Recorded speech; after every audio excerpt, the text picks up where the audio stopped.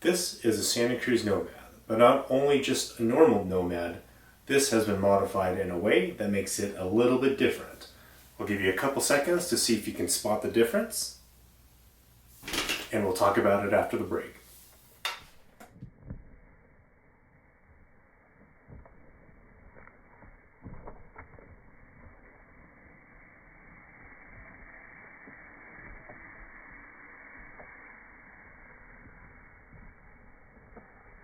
Now, the Santa Cruz Nomad by itself is an awesome bike.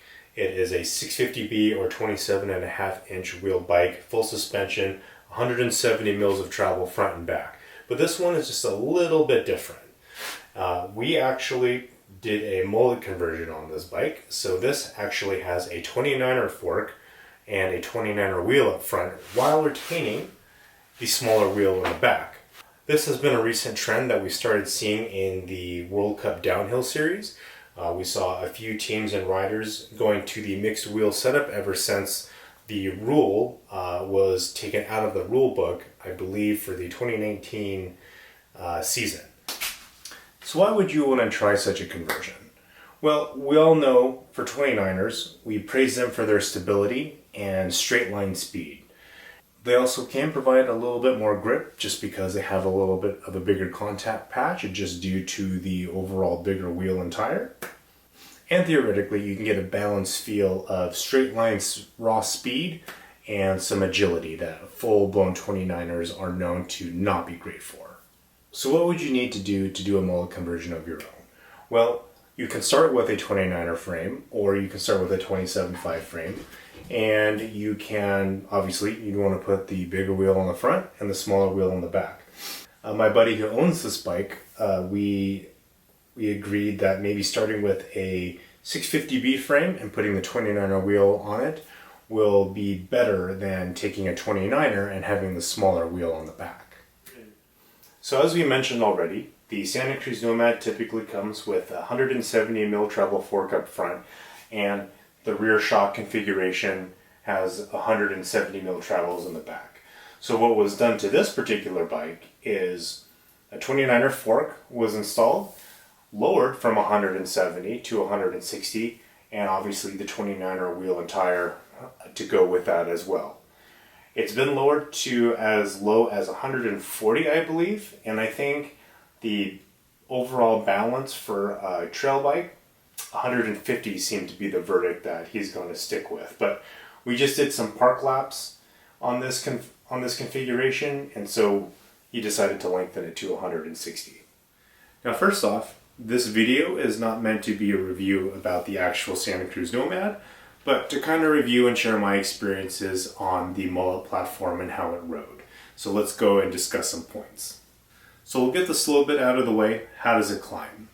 And really, it doesn't climb and feel a whole lot different than either a stock Nomad or if you were to jump on any other bike, because a lot of thought was taken care of on how the stack height was going to be compared to the original Nomad. The stack height is actually pretty similar, and so when you're just pedaling around or even climbing, it really doesn't feel that much different. Where you are going to feel a little bit of a different is when you get into some tighter corners, just because of the bigger wheel. It does have a little bit of a bigger contact patch, so it is, kind of, you're churning a little bit more ground underneath it. And then if it's really tight, it is going to be a little bit more of a board to turn, but it's not that much different. It's definitely not going to cause you to probably fall over where you normally wouldn't on your previous bike. So let's talk about the fun bit and how the bike descends. Now, this is where you're going to really feel the biggest difference riding a mullet bike. All things staying the same other than just the bigger wheel and tire up front, you're going to get a pretty similar straight line sensation. I wouldn't say I notice any more chatter or big hits in my feet doing the same courses that I have with the smaller rear wheel. Again, I typically ride 29ers exclusively these days, so that's pretty much all I know and feel. But the straight line speed, I would say, is pretty on par, just because you have that front wheel rolling over a lot of things a lot easier and being a little bit more stable.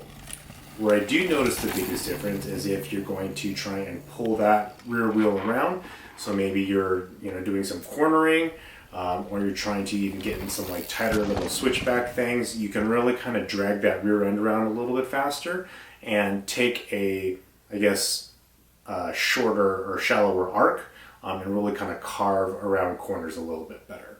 Also with the smaller wheel, if you do like to get airborne, this is going to probably feel a lot more confident and playful than if you would jumping a full-on 29er.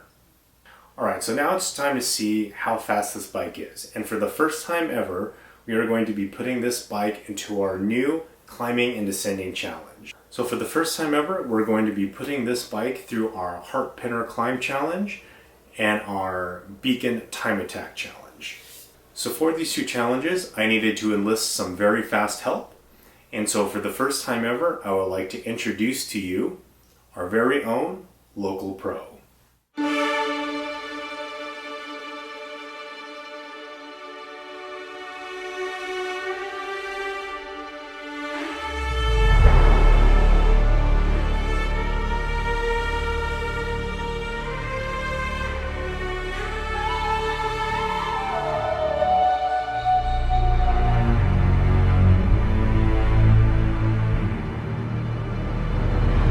Alright, pro getting ready to go, doing some last minute checks, and he's off. Charges up the hill. You can already hear him taking a lot of very deep breaths. Goes through the riverbed, not being distracted by the pretty camera lady. Keeps going, slowing down a little bit, hits these square edge rocks, keeps going. There he is, look how hard he's working. Up to the line, and crosses the finish line. Alright, pro setting up for the downhill. Nice pretty sunset. And he's off. This first little bit, he should be able to clear no problem. But he's going to get stalled on the infamous pop up. Nope, pops right over it. Keeps going. This next bit's going to be fun. He's got a little drop. He's going to send it flat. Nope, he's going to roll it gently. See how high he gets on the wall. Next we got the little rock garden. You can clear half of it if he's brave. Charges right through it. So he's pumping, bobbing, coming around for the last corner into the last little pedal. Then pedal, through the goalposts. Alright, so here are the results of the Mullet Nomad on the Climb and Descend Challenge. The climb took 21.98 seconds. And the DH took a total of 39.2 seconds for a total of 1 minute, 1 second, 0.18. So, this is by no means official. I hope to get something a little bit more permanent. Maybe a British motoring show style system, but this is what we have for now. It's at the top of our leaderboard, and I look forward to getting more bikes up there. So, hey, well, thanks for watching. I hope you enjoyed this video on our reviewing of the Mullet Nomad. If you have any questions regarding the Mullet, let me know. Shoot me a comment. If you like the style of testing that we did, let me know. And if you have any feedback or thoughts and maybe things that I can add or improve, please let me know as well. But I had fun making it. I want to try doing it more of this style and keep it going. So until next time, thanks for watching, and we'll see you later.